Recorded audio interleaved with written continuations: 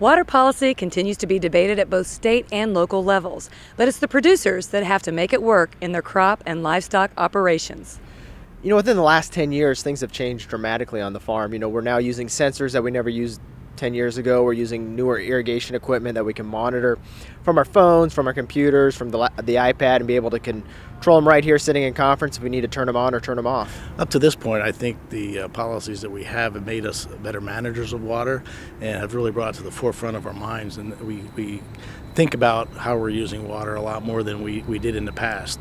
Not to say that we didn't do a great job with water in the past in the livestock industry, but I do think that we think about it a lot more now and look for ways to be more efficient. We're going from about 6 billion in population to somewhere between 9 and 10 billion by 2050. There's an increased middle class, and the demand for different types of foods will increase. We need to produce more using less resources, and we need to produce more sustainably. I think new technologies will play a role. I think we'll all have to work together, both the producers, the technology, and also the financiers, to be able to finance new ways of doing things.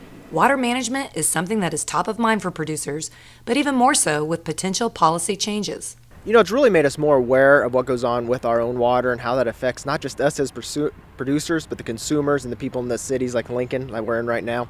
And what we do on our farm, the legacy we're going to leave with that water and how the quality of water we're going to leave the people behind us and down the stream from us as well. Yeah, in the last 10 years, we've in the dairy industry, we've expanded, so we're considered a confined animal feeding operation.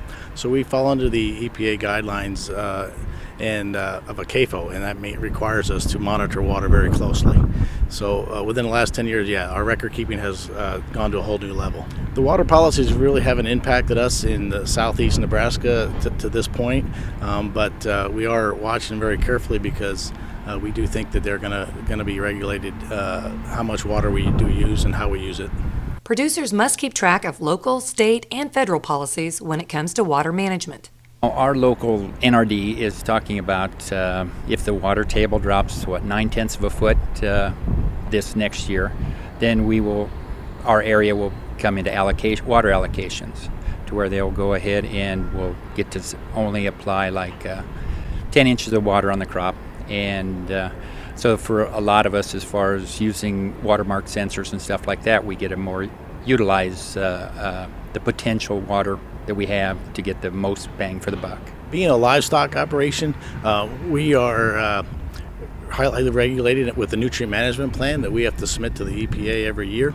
So the water falls under those regulations, and we monitor how many gallons of water we bring into the operation and how many gallons of water we apply to our crops.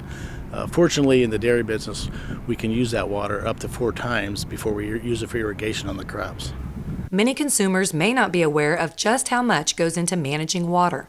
I think they misunderstand to some degree, what is being used in the water use in the industry. And I think we need to do a better job of basically telling consumers how it's used and in the production cycle for agriculture.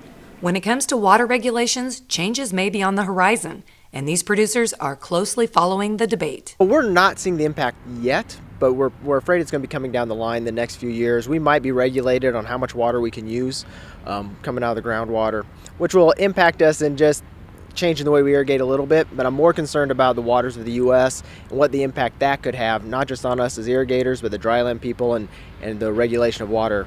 The goals of these producers and most others are to manage water in a way that keeps their operations sustainable and profitable.